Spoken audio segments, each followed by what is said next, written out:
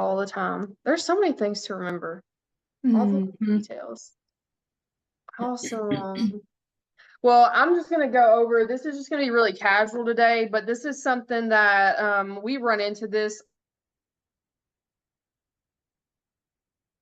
Uh-oh. She froze. Let's see. Let me message her.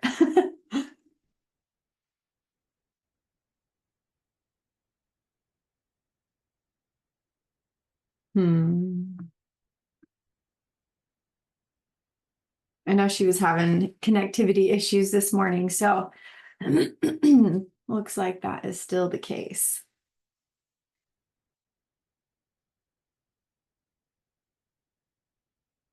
Well,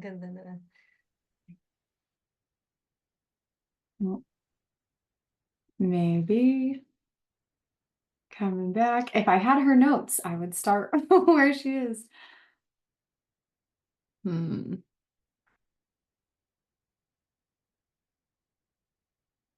Text her.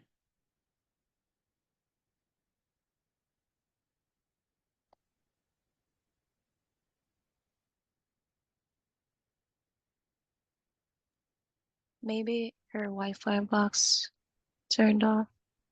Yeah, I just messaged her. I think she was having issues this morning.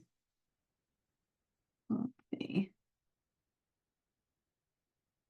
I know a couple people were having issues this morning. All right. Hopefully she'll hop back on here. I need her to share her notes with me.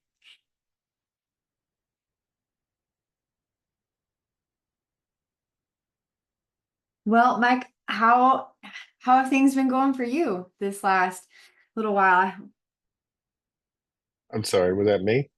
Yeah, I want to ask you how things have been going for you. Pretty good. Just Mhm.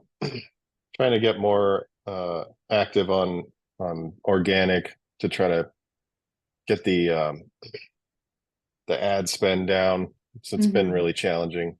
We've reduced the ad spend and sales go down, and I don't know. It's hard to track what's working. It's kind of just pretty stressed out about all that stuff. But Yeah. That's trying to get enough eyeballs, but in the most cost-effective manner is not an easy feat. yeah, definitely. Well, maybe Brittany's back. I Potentially. think she was back for a second there. Yeah. Well, so for your guys' ad spend, have you guys been looking at trying different avenues for ad spend, or are you trying to maximize what you're doing or change where you're spending your ad spend? I don't know if that question was clear. Yeah, I mean, kind of a lot of different things. I mean, we have this one product that that has a lot of potential, so we're trying to redirect some stuff towards that because we were getting a lot of organic sales from there. Oh, looks like Brittany's back on. Yeah, I did. I'm going to have to switch to my phone because technology was not cooperating. So aggravating. I think my computer's like about to die. It would connect and then it would not connect. And so we're just going to do the old fashioned phone approach. It's good. It's good. Let me make sure on here that this is still doing what I need it to do. Okay. So it looks like try to pick back up where I was at. I just wanted to touch on a few high level things. And this is actually, I love doing this because it provides so much more clarity over where you have different cash flow. And, one of the benefits of having clarity over from a tax planning perspective is that it almost like if you want to do it right, it forces you to be more effective with what you do have. And it allows you to see like where you're truly getting cash flow from. And what I like about this is that I remember working with somebody before, and they have a business where it's like it's 100% tied to the energy that they put to it. And so if they're not working, then they're not making money, but they also have real estate. And it was really fun to be able to see, like, if they are able to just buy a couple more properties, it would cash flow them enough to be able to get rid of their business. And they wouldn't have to work actively at all. But you don't have that clarity unless you keep your finances separate. And you want to keep your finances separate so that you don't incur more tax than is absolutely necessary. And so there's passive income and there's active income when we think about income. And there's actually another thing a lot of people don't realize is that there are different types of income tax. There's ordinary income tax, which is our standard, like, you know, when you hear about the IRS establishing new tax rates for the year, like that's your ordinary income tax. But then there's also capital gains. There is net investment income tax. There's self-employment tax, which is what a lot of people are seeking to avoid when they convert to being taxed as an S corporation, for instance. And so I don't expect people to be an expert on these things, but just understanding, like, if we are implementing a strategy to separate, maybe you're going to have multiple entities under one management company, or you're going to have separate entities altogether, then there's a reason for that. And one of the things that I want to clarify is that LLCs that is a legal protection that has nothing to do with taxes whatsoever. However, you do have to have an LLC or a corporation in order to be taxed as an S corporation, for instance. And so a lot of people don't realize that about LLCs and things like that. But the biggest thing about LLCs, it's like the cheapest form of insurance for any business or any income that you can create. And so that's why a lot of times you're going to have these different LLCs. And so going back to just touching on separating your business operations from your passive income or your assets. So I wish I would have had a diagram here, but if we look at like a T chart and you have just a line drawn down the middle of this page and say this is like the Machen Empire up here, or this is the Courtney Empire up here, you're going to have a line drawn down the middle on that page. And on each side, you might have, okay, we have a piece of real estate over here that we rent out. It's a long-term rental. You're going to have that in a completely separate LLC than you are your business, which makes sense to a lot of people because that's just a standard, but they don't really understand why. But the same thing happens too with other types of passive income. So royalties, a lot of times, are a type of passive income. And I'm trying to think of sometimes like dividends. If you get dividends from companies, say you invest in companies and things of that nature, you may get qualified dividends from those companies, which means they're not going to be taxed at ordinary income tax rates, which is good to know. But you want to keep that stuff separate because passive income does not incur self-employment tax. And so the mistake that I have seen some people make is they have created LLCs, and then for some reason or another, they set it up for that LLC to be taxed as an S corporation when the only thing that's in there is long-term rental real estate, for instance. And you don't necessarily want to do that. There is one scenario also where we had a client that had a lot of equipment in their business. And this was a long time ago that this was established.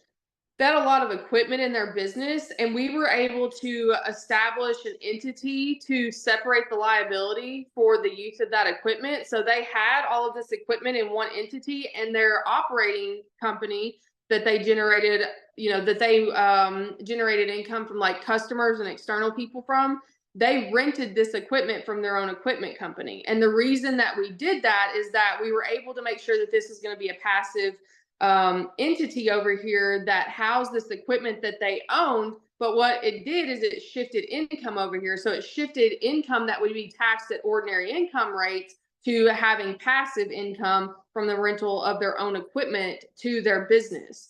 And so there was kind of a twofold effect to that. Now, being a CPA, like, I can't advise on legal matters, and I don't.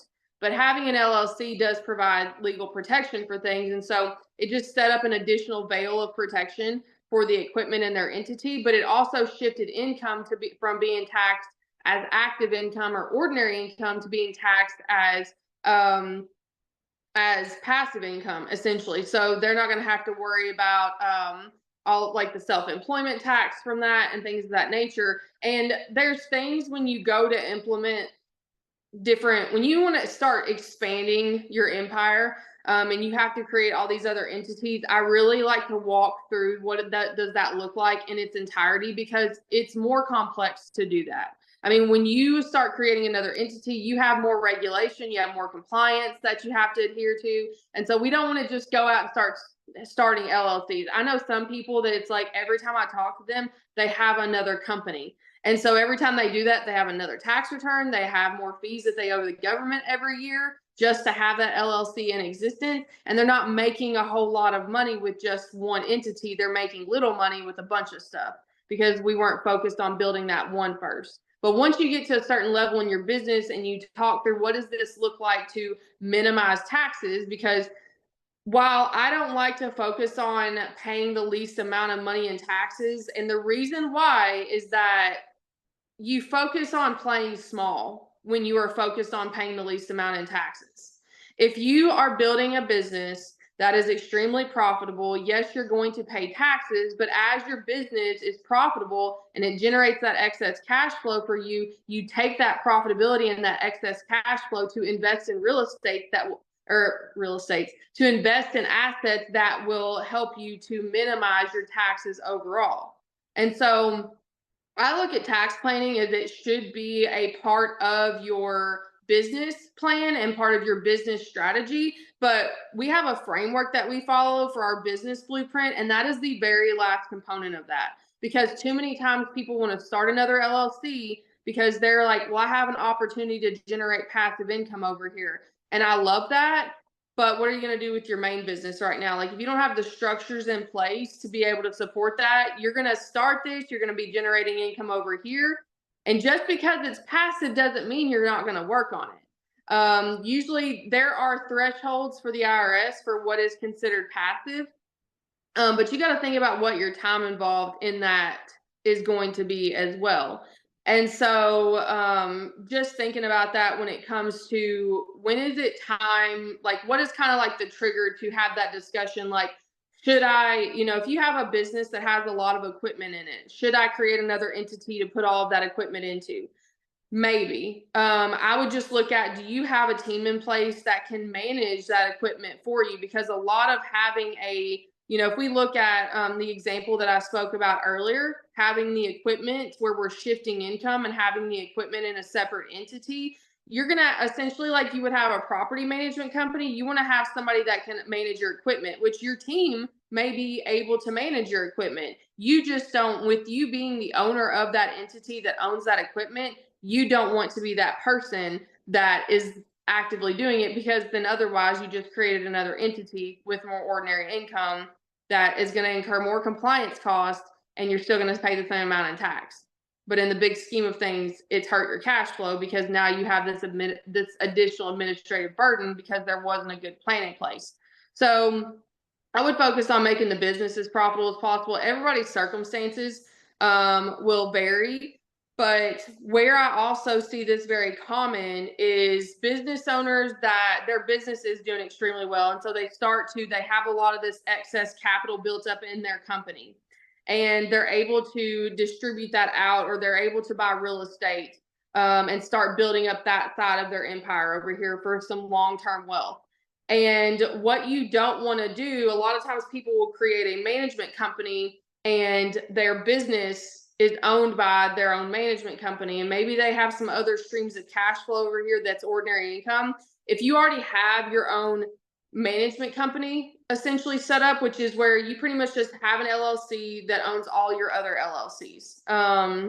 If you have a scenario like that, you don't want that management company to own your real estate LLC, because you don't want it to fall into where you might have income over here from your real estate that you don't have to get taxed on at ordinary income tax rates. And so we don't want to commingle those two things together. And so just going back to that visual that I wish I had of looking at, is this operations or is this an asset? And just to kind of simplify it, like operations is your energy is tied to the production of that income, versus assets is you can make money in your sleep. And so generally you don't want to have those things combined together. There were some examples that I had on here as well, sometimes of knowing like what kind of income is taxed which ways. And this is where like, man, I talk about intention so much when it comes to money, because a lot of people see like the bright shiny object. They're like, I could invest this money over here and it looks like it has this big upside. But I think a lot of us know at this point, like if it looks too good to be true, it probably is. And if it can make you that kind of money, you got to know a lot about whatever that is to be able to make a lot of money. Like you're not going to just dive into something you don't know about and start making a lot of money. But say for example, you have your business, it's up and running, like you've got systems in place, you can operate that business 20 hours a week or less, or 10 hours a week or so, and you want to start investing in other companies. One of the things we talk about here is like we want to be like the woman-owned acquisition.com. And be able to go and pretty much take our frameworks and get equity in companies and invest in them. When we go to do that, we will have a separate entity that does that altogether. But I say that because if you invest in other businesses, a lot of times they will guarantee you, or they will agree to pay you a dividend as part of investing in that company. That is like the reward you get for the capital that you give to them to help grow that business. And so sometimes, if it's depending on how that setup is, dividends are typically taxed at lower rates compared to ordinary income. And so you'll often hear the terms of qualified versus non-qualified. If you ever get a brokerage statement at the end of the year, your 1099-R, it'll lay out like your interest income, your dividend income. If you had like capital gains, short-term, long-term capital gains, it'll break this stuff out on there. You'll see an area on there where it talks about, for instance, non-qualified versus qualified dividends. This is important because they're taxed differently. And so we want to be able to have clarity to have that broken out. A lot of people don't see that, but once you start to get bigger, like if investing in companies is something that you do look to do like on a personal or private level, you'll want to be aware of that. And just as a caveat to that, this is where I want people to understand their own business finances, like just to simply understand how to read a balance sheet and an income statement for your own company gives you so much power and leverage. Because what drives me nuts about like people that are like adamant about doing the 401ks and the employer match and all that stuff, I think that stuff is great, but people are so easy because it's such a cultural thing to just say, hey, put your money into a government sanctioned, like the government wants you to put your money into 401ks and IRAs, but nobody really teaches you like what is your money doing inside of there. And a lot of times you're investing your money into stocks, bonds, and other companies and things of that nature, and nobody's ever looking at the financials of these companies. You're just trusting what somebody told you. And so I'm not opposed to investing in stocks and purchasing common stocks of companies. I'm opposed to people doing it when they don't even understand what their money is doing. But all of these companies, if you ever invest your money into a company, into a 401k, into an IRA, those 401ks, that is just a holding account for your money. Once they get that money, you're going to invest it into other companies. You need to know what your money is doing. And so you need to, if you're going to invest in like Coca-Cola, for instance, in your 401k or your IRA, like I hope that you're, as a business owner, like you're understanding what you're investing in and not just mindlessly doing it. And because it goes back to the thing, how you do one thing is how you do everything, right? This is why I had to get a list here, because I will go off on a tangent.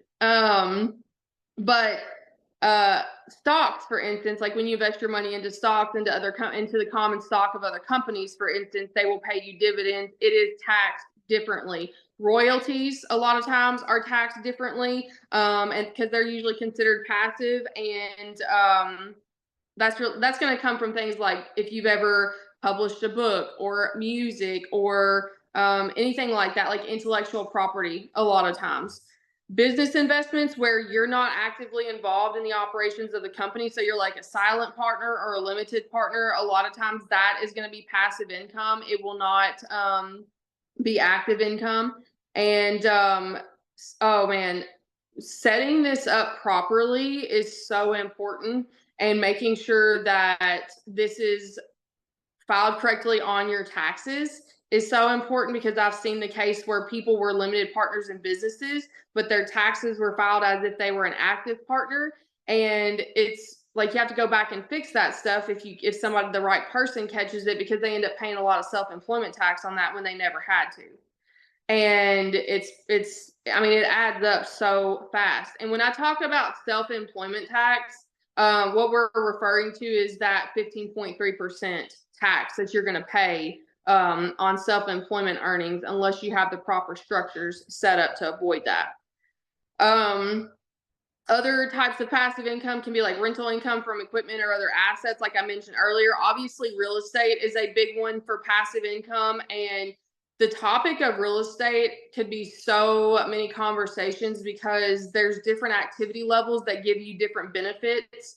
When it comes to real estate, for instance, one of the cool things from a tax perspective is not only do you get to shift income because it's passive income, but depending on what you got going on in your real estate portfolio that you're building up, whether it's one piece of property or it's 10, one of the cool things that you can look into doing, for instance, is like cost segregation to accelerate depreciation, which is pretty much just where you go through that asset and you break it down, like what really comprises this piece of real estate. Like you got the HVAC unit, you got the roof that's going to go out and need to be replaced. You don't necessarily need to replace the foundation of the house, but the roof is going to have to be replaced like every 15, 20 years, usually faster than a lot of the infrastructure is going to need on the house.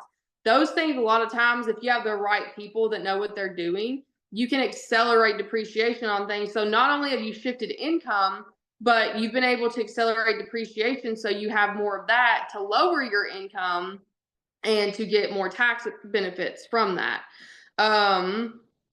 And like I said, like that can be a whole other thing. This also, so if anybody has ever heard of the Augusta rule, which is pretty much using your home tax free, and we're going to be doing a workshop on how to use the Augusta rule properly when you have an S corporation, and putting your kids on payroll, how to do that properly. We're going to be doing a workshop showing you exactly the documentation that you need to have in place to take advantage of that.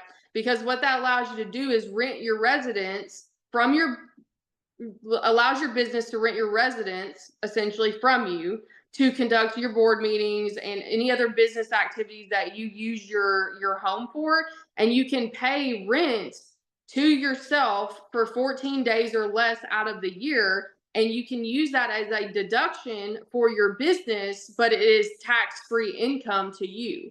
And so it's, again, going back to shifting income over to save you money in taxes, because you are paying to use an asset over here for your business operations. And so you're separating those two things. So we're going to have a workshop coming up.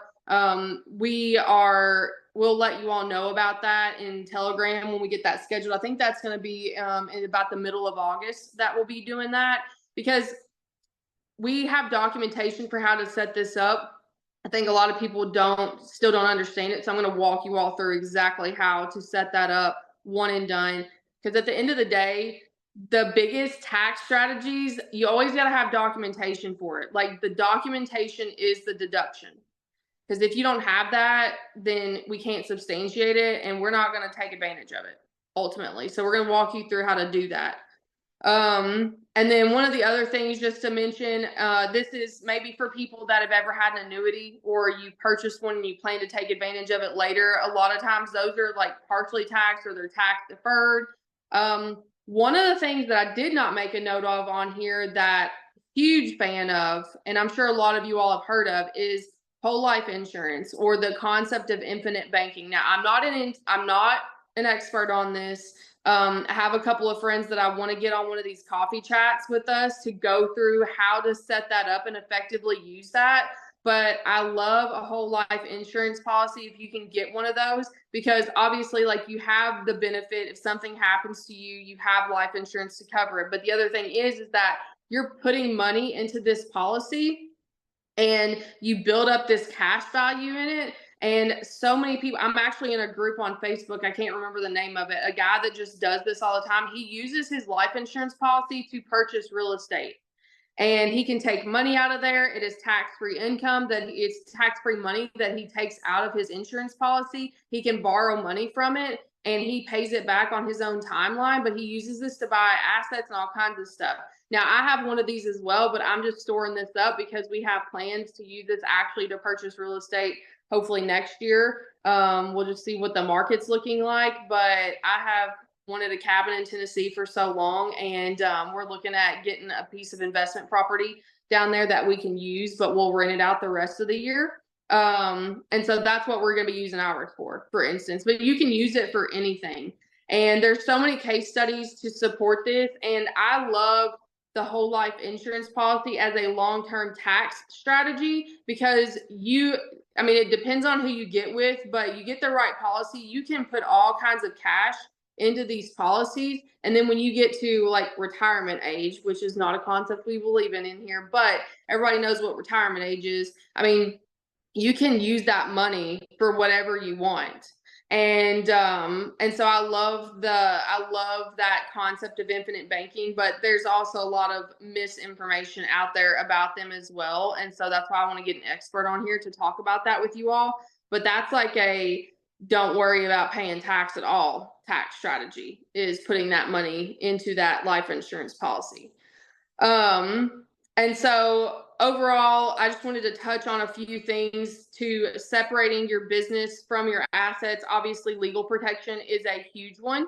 And this stuff really, like I said, everybody's plan is so customized and individualized. It ultimately depends on what do you want to do with your money and what do you want it to do for you, on how you're going to set things up. I've seen some people that have so much real estate, they will create an LLC, for instance, for every piece of real estate they purchase. And some people just have a few and that's all they're going to have. And they just have one entity for all of them.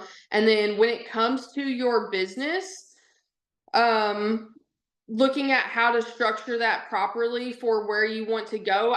We, sometimes also one of the things that we'll see is that somebody that has a business, but they are expanding their operations to have a similar but different offer. And there are some inherent risks that come along with this expansion. And so instead of having all of this housed under one entity to help separate for liability purposes, they'll create a new LLC to have those operations, and it is just owned by the other company.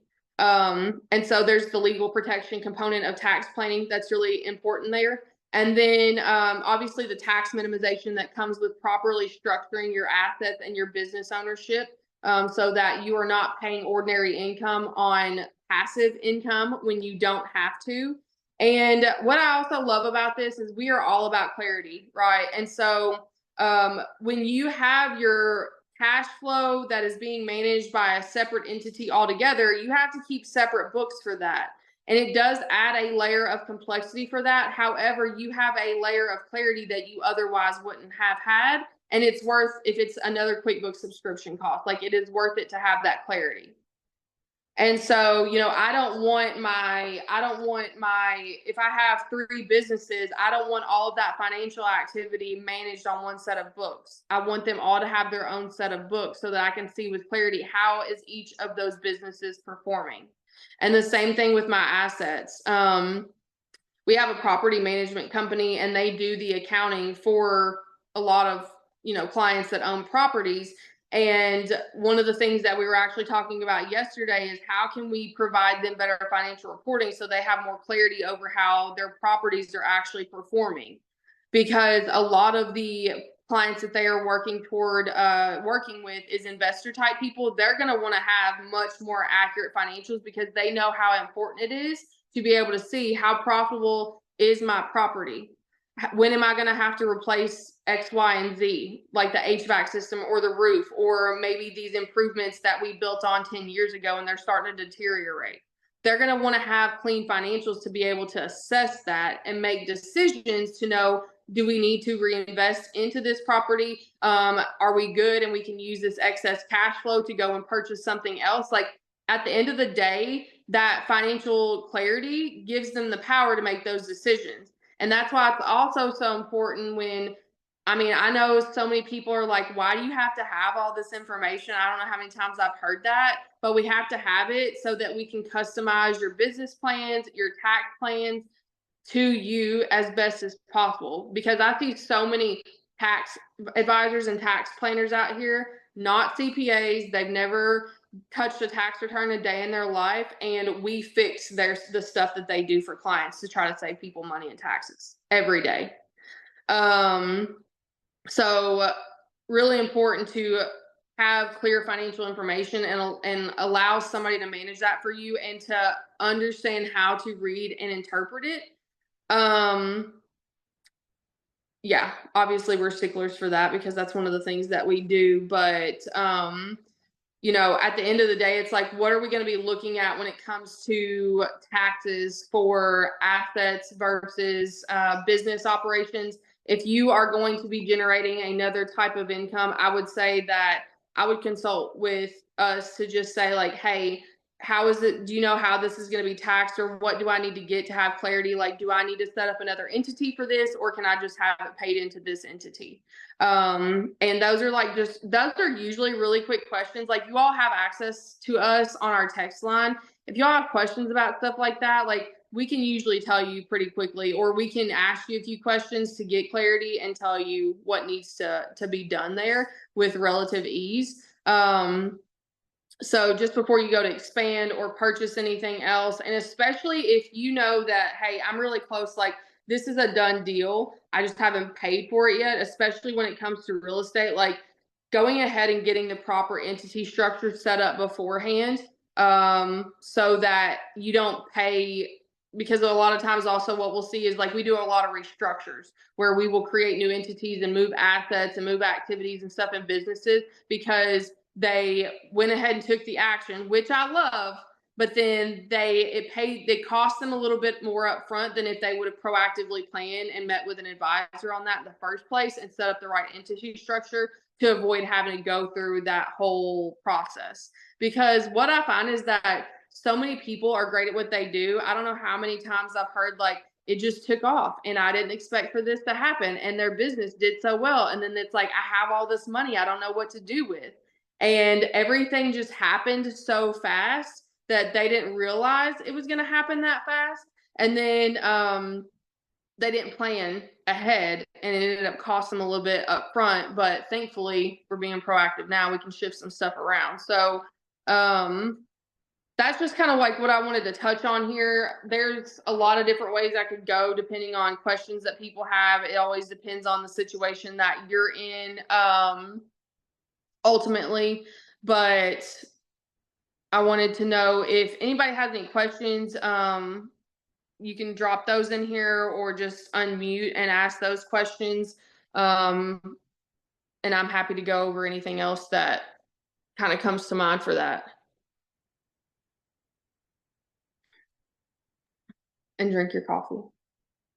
What day do we have scheduled to go over the Augusta rule and kids on payroll? I have to look on my calendar. I can't see because it's on the same one. I think it's like in the middle of August though. Like, well, I'm on my phone, but yeah, it's about mid-August. Okay. That's something that even Casey and I need to do. So I'm excited for you to go over that. Yeah, we have we're going to record it too. So if people can't show up, and that'll be in Progress University. And I may try to move that up. We just have the Master Your Money Challenge coming up. And so I know through the rest of this month, we won't be able to do that just in preparation for that. But yeah, we'll be doing that and then showing people how to set up and put their kids on payroll the proper way. One of the biggest mistakes I see people do with that is they go create an LLC to put their kids on payroll. And I'm like, don't do that. You don't need, because you start an LLC, you immediately have, every state wants their piece of that. So like, you have your Secretary of State annual fee. Now you have a tax return that you have to file for it, even if it's a $0 tax return. Because when you do the kids on payroll the proper way, that entity is actually never going to show any income. The kid will, and you get a deduction for it on your business. But I want to help set the record straight on that, on how to properly set that up, because a lot of people don't realize you can actually get an EIN without having an LLC. So you can get an EIN for a sole proprietorship without having an LLC. You can set it up properly for payroll. And then for the Augusta rule, the biggest thing is just having documentation. And what I love about the Augusta rule and using your business to rent your home from you is that, I mean, you can't just say like you did it and not do it. You want to have like board meetings. And so you want to be intentional, like, who am I going to meet with? What day are we going to meet? My business is going to pay me for renting out my home to conduct this business meeting.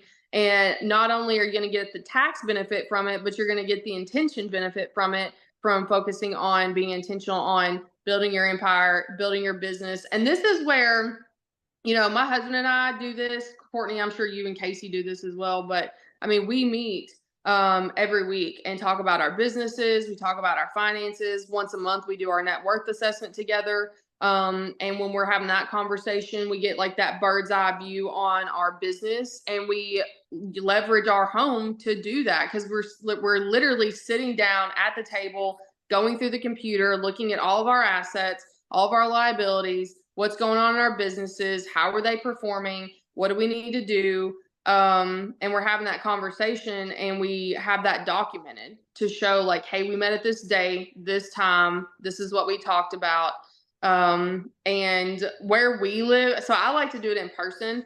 We're on video calls enough, but where we live, we've had a hard time finding other like growth minded people, because I would love to create a board of advisors essentially around here, but that's just been a little bit challenging to do. Mm-hmm. But yeah, that'll be really helpful for a lot of people. I mean, anybody that has an S corporation should be taking advantage of that. Like, if you have an S corporation, you have a home. Yeah. Like, and you're paying taxes that you shouldn't be paying. Mm-hmm. And I'm all about paying the government the least amount of money as possible. Absolutely, Sway. And one of the things with that is like, everybody wants to pay like $0 in income taxes. Really, the only two best ways you're going to do that for most people is to not make any money, which is really, I don't know why that would ever be an option. The other way is a lot of real estate. I mean, real estate is like the thing that really is going to get you into like little to no taxes the most, and having a big portfolio. That is not a desire for some people though. They don't want to have a lot of real estate. They don't want to manage it. They don't want to deal with a property management company. And there's absolutely nothing wrong with that. But you have to be aware that you need to manage your finances well, if that is going to be the case, because you're going to pay taxes. Your business is going to be profitable. You're going to pay taxes. And spending money, to me, is not a tax strategy. And that's what a lot of people want to do to save money on taxes, just spend money every year. With that, it does remind me, you know, people that are purchasing equipment in 2024, you only get, if it is eligible for bonus depreciation, you're only going to be able to get 60% bonus depreciation on that. That bonus depreciation is phasing out. And so it was 100% in 2022. It was 80% last year, 60% this year, 40% next year, 20%, and so on. You know, obviously there's still a discussion on, are they going to increase that? Are they going to give us that 100% bonus depreciation back? They're working on it, but we were told that they were working on that and going to try to pass that before the tax deadline of 3/15 for businesses, and that definitely didn't happen. And so we're just hearing about that. Another thing that makes me think of is people that filed for the ERTC. There's movement on it again. So a lot of that had gotten stalled because the IRS was auditing a lot of those. As you can probably imagine, there was a lot of fraudulent claims for ERC when that came out over the last couple of years. And when they started auditing a lot of those, it stalled the process for people that had actually filed for that. So I was looking at updates the other day, and there has been movement on that now, and it looks like it's still going to be a few months for people that filed in 2023. Even a lot of those still have not received theirs yet, but it's looking like they're supposed to be sending those out within the next couple of months. So I'm hoping on that. I mean, I know people that we filed for at the end of 2023 and they still haven't gotten theirs. And so it is unfortunate, because that's a lot of money for some people, but Mhm. I do know they're moving on that again. So Hmm. Maybe one thing that comes to mind that could be helpful to go over. We have, a couple clients that come to mind that they've talked about, oh, we're looking at acquiring a new business or starting something new kind of on the side outside of their primary one. And so we've been talking about, the right structure and having that be tax advantageous. So when would you suggest, when is the appropriate time to officially, go and get an LLC? Because that's, you've said, don't just go be getting new LLCs all the time, right? So, like, two examples that come to mind are, so for real estate, when would be an appropriate time to start to package that? Or say, for example, like here's a personal example to go off of. So, so for my daughter's birthday, we purchased a large inflatable kind of like dome. I think I sent a picture of it to you guys. yeah, that thing was so cool. It's so fun, and it's not a cheap thing to get, but the intention of it was, oh, let's get it and then we'll just turn around and rent it out to people. And I've just posted that on Facebook Marketplace, and I've started getting some messages from people like, hey, when's your availability? And so it's obviously nothing right now, but ideally at some point, more and more people would have interest in it. And so for that, at what point would it make sense to have an LLC for that, when it starts to become tax advantageous to do that? Yeah, I would think that. So the thing that comes to mind for me when it comes to some of those things is, if the plan is that it's gonna make me some money, but not a whole lot up front, one of the first things I would look at is what kind of risk do I incur if I take this on and I start generating income. And so it's like, if I look at, I'm gonna rent out this, I don't know what you called it, this inflatable. Essentially, it's like, what risks do I possibly incur? Like, could somebody suffocate in this? Could somebody die as a result of this? It's like, how do I mitigate my risk? And then, so it's like something like that where just preliminarily, like, thoughts, and I don't know a lot about that right now. I would say probably I would get one if you do intentionally, like, plan to keep this at something, but it's like, we're just going to use this for the short term and we're only going to let certain people have, like, rent this out from us. Having a waiver might set you up. That might be something where, when it comes to that industry, I'd say you could probably find some information online. I would definitely, like, see if I could talk to a lawyer and just say, like, hey, what would you recommend with this? Because that's one of those things I feel like, if somebody can get hurt and blame you for it, like, they can, yeah. You start messing with people's health or somebody's life, like, it will literally take everything from you if they sue you.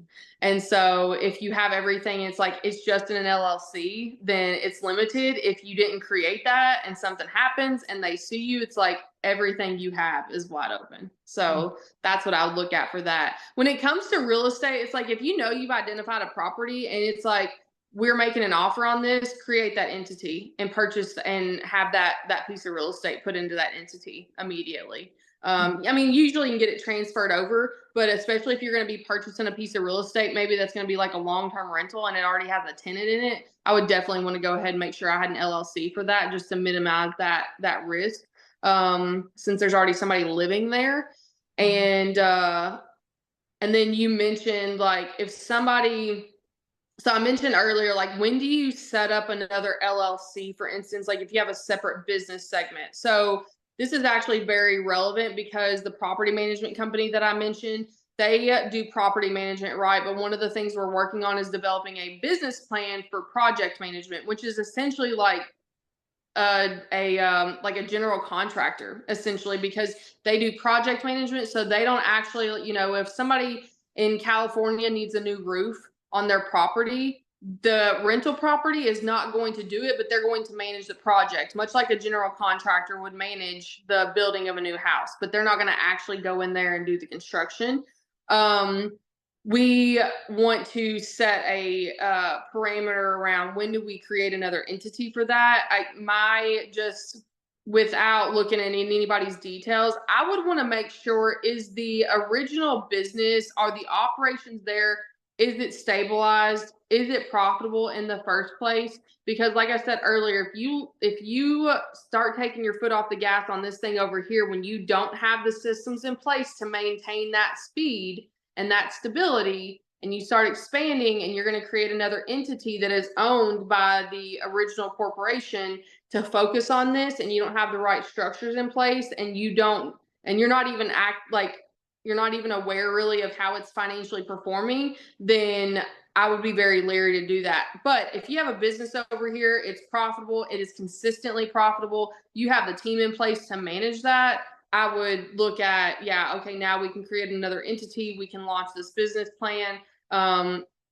We've got a tried and true business model that's already worked for us. This is going to be an extension of it. Like, let's go.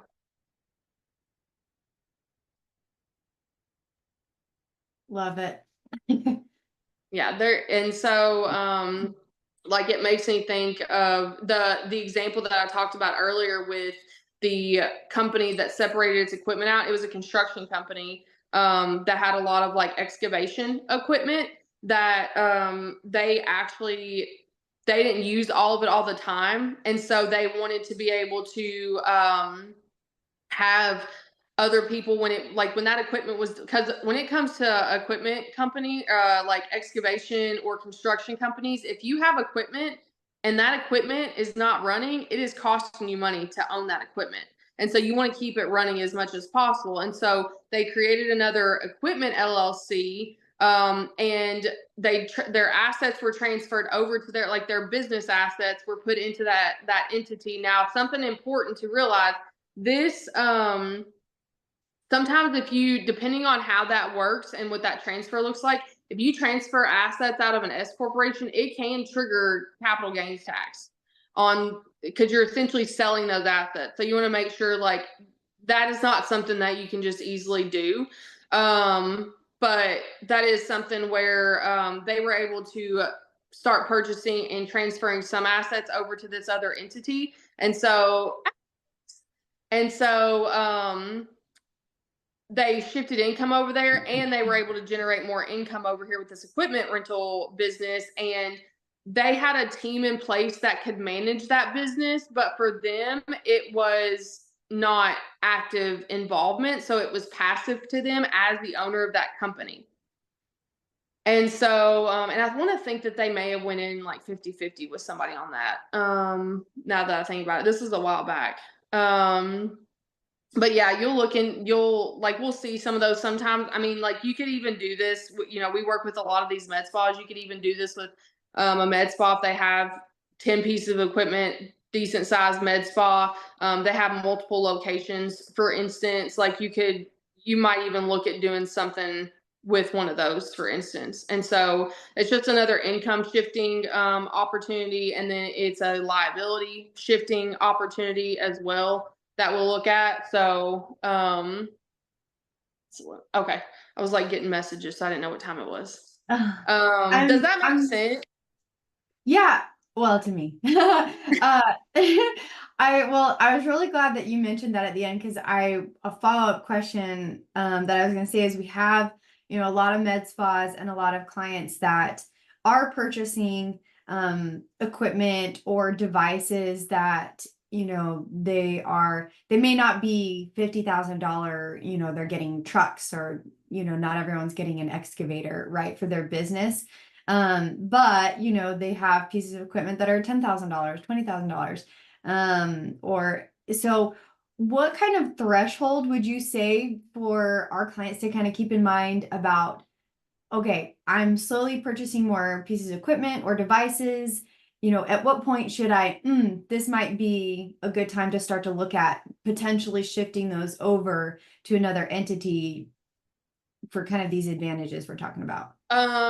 There's a few things that comes to mind. I would look at are we going to start incurring, like, can we shift some liability? Would it save us on insurance if this was in one entity rather than this one over here? Could we lease it out? If they had multiple locations, I might also look at doing that too. And it just kind of depends on the size of their operations. But yeah, I think those are the couple of things that I would look at is like, do they have several pieces of equipment that together it's like there's a lot of risks there? And then do we start having multiple locations and each location is generating a substantial amount of profitability and revenues that we need to look at, like having a separate entity for each location, kind of like the real estate I talked about earlier, and then creating an entity that leases the equipment from this equipment leasing company, essentially. Mhm. But it's just kind of a case by case basis. And this is where, like, I always come back to being as clear as you possibly can on the vision of what you want to create is very important, because if maybe you're getting to a point where it's like, this is a lot, but this is the furthest you want to go. And the cost does not the benefit does not outweigh the cost. But if it's like, I want to have 10 locations, I want to do all these things, it's like, okay, let's do it now. Because you got a plan in place, you got the vision in place, we know it's going to happen. It's just a matter of like finding the opportunities to do it. Then I would say, like, yeah, let's talk about getting that done now instead of waiting when you do have 10 locations. And we could have done this much more cost effectively beforehand and less time intensive. Mhm. Planning is key. Yeah. Well, and I know, like, for instance, like Mike, I know you have a bunch of equipment. I know we talked last week, but and this may not be a thing, but this is just a scenario for you. Like, if you ever start purchasing like a lot of or purchase more equipment where it's like we don't use that equipment all the time, but we could lease it out to somebody that did, like that could be another income opportunity for you, for instance. And so like maximizing the cash flow from those pieces of equipment is really important. And that's where, like, when I'm working with somebody and I know they're going to be purchasing, like they're heavily weighing, I want to purchase this other piece of equipment. This is why I'm like, tax strategy is the last part of your business strategy. Because I want to make sure that we have a business plan in place first for this piece of equipment, because we want you to maximize, we want you to not only generate cash flow from this equipment, to not just, because a lot of times you're going to finance this equipment. If you don't pay for it in full, then you want to make sure you have cash flow that covers the debt service on this equipment. And then above that, you still want to have excess cash flow. Like, you want to make sure it's going to be profitable. So you want to make sure you're pricing it out right. You want to make sure what's the volume that we would have to use this equipment for it to financially make sense. And then what is the debt service or any other cash flow that's going to be required to maintain this piece of equipment, and having a financial plan in place. And then, I mean, even backing up to, it's like we start our marketing plan to where it all funnels into making sure we maximize the purchase of this new piece of equipment, if that is the case, so that you can really cash flow that really quickly. And so it just brings that awareness around, like, okay, well, we're going to buy this equipment at this one location, but this location is only open 3 days a week. But if we know that we still want to purchase this equipment because it could generate this revenue, then the other 2 or 3 days a week, we could lease this piece of equipment out to somebody else that wants to use it for their own business. And so you have 2 streams of income, but you really only have operations that are driving the one. So those are just things like that I would think about and consider when it comes to those things. I know that we have somebody that's looking at purchasing another, I think it's a laser, toward the end of this year, and for a med spa. And when we get to third quarter planning, we're going to be building out a business plan for that, so that we can focus the marketing energy on that. The team knows, like, what are the benefits of this piece of equipment, because we really want to focus on getting that, when they have events, this is going to be highly leveraged in there, and just making sure, like, we're going to make sure that this asset pays for itself in there. So I would look at, when it comes to things like that, I mean, you always want to do financial projections before you do purchases like that. But, what is it going to be the cost to operate it, both in terms of labor and consumables or inputs or anything like that? And then what how much overhead am I going to allocate to it? Because you should know your fixed costs and your overhead numbers. And then with that, once you know what those costs are, then look at what is the volume we need to be able to create with this asset, whether it is a sticker printing machine or if it is a laser device or if it's a hydrofacial. How many units do we need to sell with these costs? And then determine what am I going to price it at to be able to hit the financial goals with it that I want to hit. So I want to make like a calculator for that. But there's several inputs. But I mean, those are the things that I would want to know for sure, like when we go to do planning for something like that. So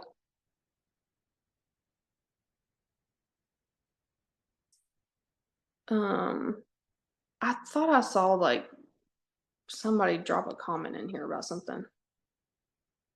Maybe Val was saying hi to Alex. Oh, I can't see anything on this, so freaking phone. Now your Awesome. screen's smaller right now. Yeah, well that definitely, I mean, that covered a lot. Does anybody have any questions on any of that? And then you all can definitely like Courtney's gonna be sending out a chat today. I know Mike is already in there. But for everybody to get into Telegram so that you can I put in like drops in there, just things hopefully to help you all as far as business and finances and things of that nature. But you all can also drop your questions in there, talk with one another in there. But if y'all have questions about stuff, and it's like, I would love for this to specifically be addressed, then let us know. We have like the next 6 months, I think. Let's see, what is this, July? Yeah. So like 6 months through the end of the year, the topics of the calls covered in there. We have some workshops coming up. We're going to have that workshop on how to implement the Augusta rule and your kids on payroll. In August, we're also going to have a workshop on business planning, especially before the end of the year, because a lot of people wait until like December or January to do business planning for like the next year. And by that time, like you've already lost traction. You want to be able to go January 1. We're going to have a workshop on how to do that. And then I'm really excited for doing a workshop on building out your client results journey. And this is going to allow you to see how to measure the results of your marketing, your sales, your operations, your client experience, all the way through using your KPIs, and then being able to identify what core processes do I need to have in place so that my team can operate this for me.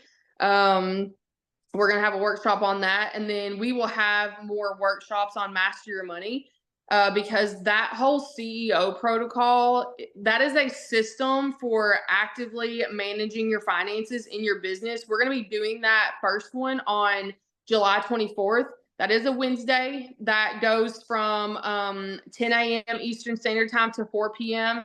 We will have a break for lunch in between there. And it is really going in depth on the daily, weekly, monthly, and quarterly and annual cadence to managing your money like a CEO, so that you can have that bird's eye view of your business. Because I designed this because I'm that visionary too.